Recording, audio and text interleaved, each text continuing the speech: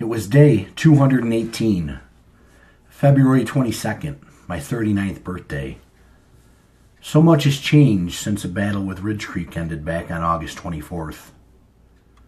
Our camp suffered 19 casualties from the attack inside our perimeter, dropping the number of our group to 31. Some of those deaths could have been avoided with the help of modern medicine and doctors. Unfortunately, those were two things that were hard to come by in this new world. We emptied Ridge Creek of all the supplies we could muster: additional food, water, firearms, ammunition, first aid, clothes, blankets, and the 9 bodies of the surviving members. We towed back 8 campers with a tractor for the repurposing of turning some into a medical quarter, a quarantine quarter, a workshop, and a communications hub. The additional 4 would be used for spare parts after what we all expected to be a harsh and unforgiving winter. With the 9 refugees, that increased Wood Creek's population to 40. The bodies of the 19 dead we ultimately had to burn. We were fast running out of space to bury the dead, and I made the decision we needed the space for garden planting. Not everyone was happy and thrilled about watching their loved ones be consumed with fire, but it was the right choice, I felt. The area around the rec hall would be needed to plant crops come this spring. We had 40 mouths to feed at one point, and I wasn't sure we had enough food to make it through this winter. After the battle, we spent 2 weeks securing our perimeter the best we could. We dropped trees to help build a wall and scouted every local homestead/farm within 2 miles to find barbed wire and other supplies to help fortify the wall and perimeter. On one of those scouting missions, Joe and I were fortunate enough to score 5 hens that had survived the collapse. We sent teams out daily from sunrise to sunset to hunt deer, bear, bird, rabbit. Any kind of meat source to help feed the group was always a welcome sight. I made the decision, too, to reopen the barter store, along with the old jukebox and 2 video games, Mrs. Pac-Man and Galaga. After all the death and darkness, Wood Creek needed a morale boost and a remembrance of normalcy. As long as we had gas, we could keep the generator running each night for music and games. Shoot, I think the adults looked forward to it more than the 6 children did. That included my 2 daughters as well. Dale ran the barter store. Members of Wood Creek could come in and trade goods with each other. You could find just about everything there, with the one exception of ammunition. Every firearm and round we meticulously kept a detailed log of. There was no more driving to the local store to buy some or ordering it online. We were able to recover a few hundred rounds from Ridge Creek to add on to our stockpile. The hunting group was under strict orders to only fire if it was a guaranteed shot. We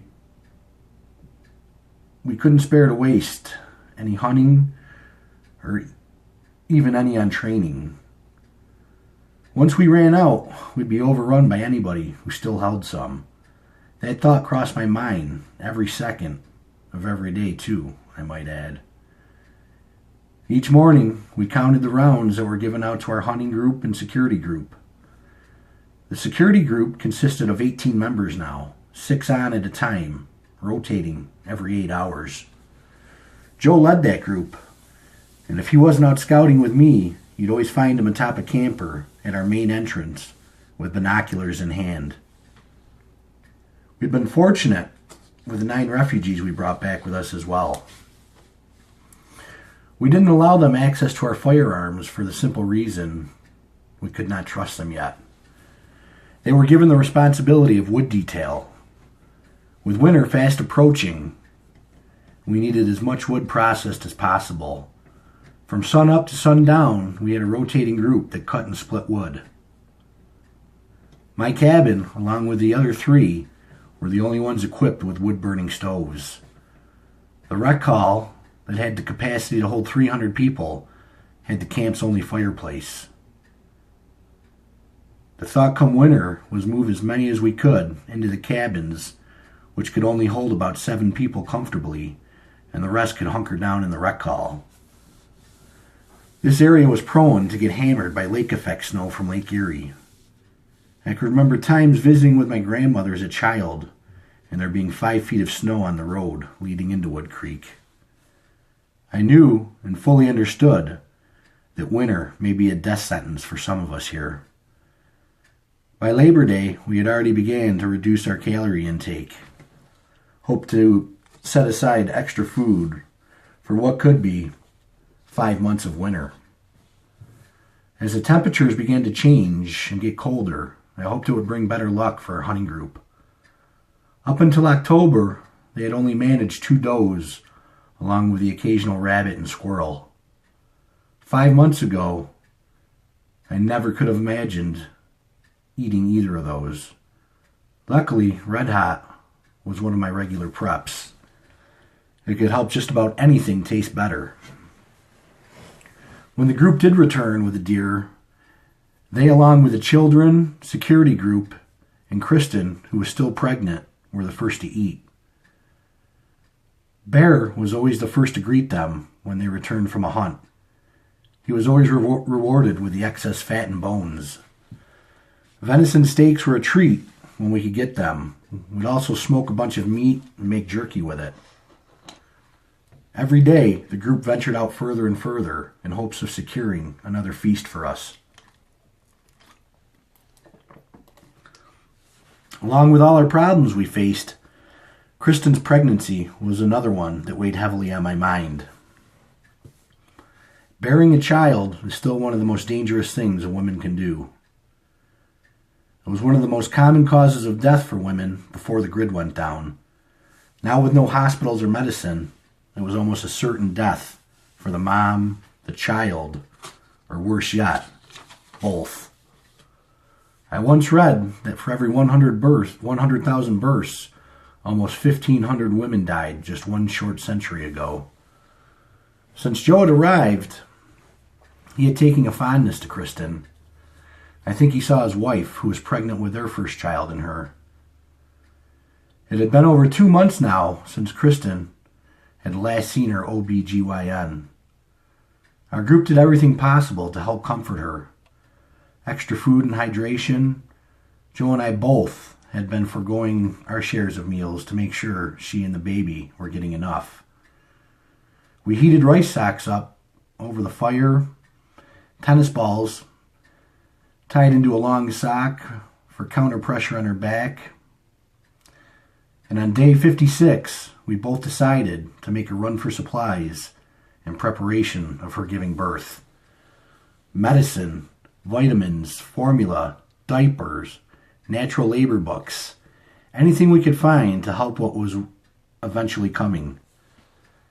Her due date was November 22nd, less than 2 months away. 5 miles north, back down the road, was a Walmart and the local hospital. It was our best chance to find supplies.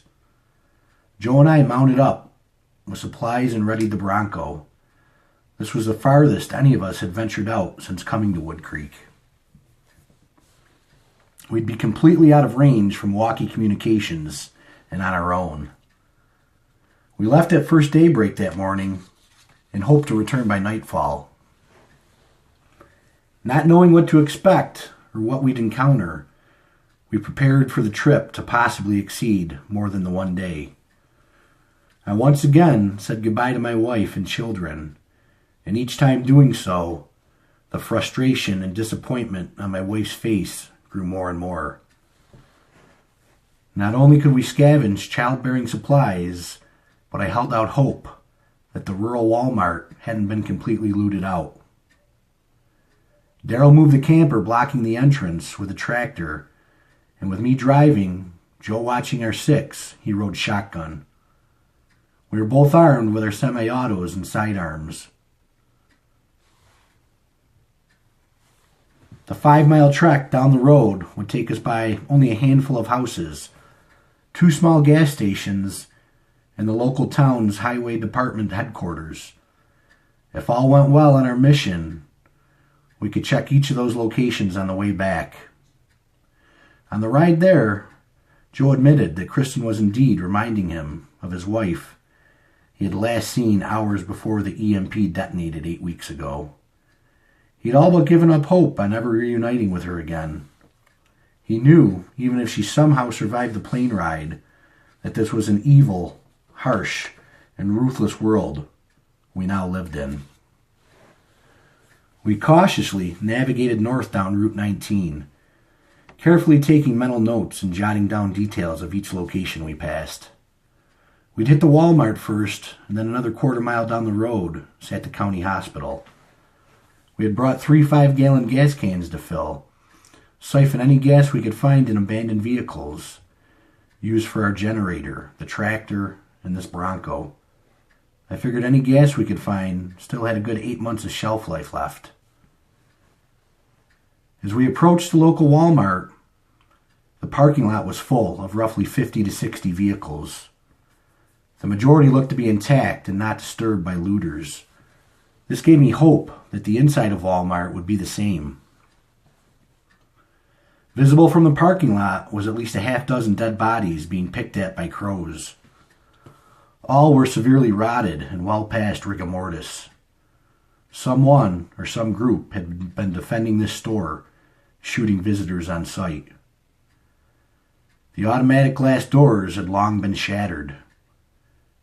Neither Joe nor I expected this to be a walk in the park. We were both ready for a fight to get what we needed for Wood Creek and, more importantly, Kristen. Joe said before we grabbed shopping carts to load up, we need to clear the outside and inside perimeters. We might not be the only ones here. Joe and I headed in opposite directions to clear the outside first. He went left, I went right, and we were to meet in the back by the loading docks. More dead bodies on the side of the store, dozens by the looks of it. Some were wearing Walmart uniforms, some dressed as ordinary citizens. 3 bodies were completely stripped head to toe of their clothes. I found that very odd and weird, why someone would go through the struggle to strip a dead body of clothes when inside they could just pick whatever they wanted off a rack. I was on high alert, heart pumping, hands sweaty. No matter how many times you're in this situation now, you never know if this is going to be your last day on Earth. As I got closer to the back, I could smell food being cooked outside on a grill. I heard voices talking and boasting about their sexual escapades and conquests. I suspected this was a group that was responsible for the deaths and carnage that laid out before me on the pavement. As I peeked around the corner, I seen 3 men in military fatigues, but something felt off. I could see bullet holes in the back of the fatigues, and I put 2 and 2 together with the 3 naked bodies laying behind me. They had killed the soldiers, stripped them naked, to wear their uniforms, in hopes of being able to gain trust and ultimately prey on more victims. Without hesitation, and without knowing how many more were inside, I opened fire on them before Joe had even made his way around back. I was able to mortally remove 2, but the 3rd was able to get back inside the store before I could deliver a fatal shot to him. I radioed Joe and said, "It's go time, brother. 2 down and deceased out back. 1 more in military fatigues made it inside." Joe answered back, "Christ, you're killing soldiers now?" I said, "No, these guys aren't what they seem. Trust me." I picked up the 2 military-issued fully automatic rifles from the 2 dead marauders, handed 1 to Joe, and we opened up the back door to make our way in. I know at least 1 was inside, possibly more armed. With no grid power, it was dark inside, making the search and destroy mission even more difficult. Joe and I decided it was better for us to stick together, covering each other's back, instead of splitting up, risking a friendly fire incident. Along with being dark, there was obvious signs of looting and bloodstains from bodies being dragged throughout. Moments later, a voice called out, saying, "You're outnumbered. You're outgunned." It was coming from the opposite side of the store near the grocery section. Breaking security protocol, I yelled back, "It's never stopped us before." As I gave up our position, Joe was none too happy about my outburst, giving me a death stare as he placed his fingers to his lips. If we were lucky, it was just one assailant in here. If we weren't, well, Joe and I had overcome worse in our time together. We cleared aisle after aisle as we made our way across the store. I couldn't help but notice plenty of supplies still stocked on shelves as we continued the mission. If we could clear the inside of the enemy, we'd be in for quite a payday. The longer we stalked, the voice that called out to us, the more I figured he was alone. If they truly had the numbers advantage, we would have known by now. Before we could corner him, he made a run for the front exit. The coward was retreating and trying to escape. Joe calmly raised a fully automatic M16, fired multiple shots in succession, dropping him 10 feet from the entrance. All three imposters were now departed and no longer a threat. Before we could clear the rest of the inside, or grab shopping carts to load supplies in, the sound of ground traffic was fast approaching in the parking lot. Peeking out, we were both shocked to see 3 green olive-drab military Humvees, each with a gunner on top, operating M2 Browning 50 cals and 240 machine guns. Joe knew immediately they were U.S. Army. That's when a voice called out from a speaker, saying, "I'm Major Jackson. I'm from the government, and I'm here to help."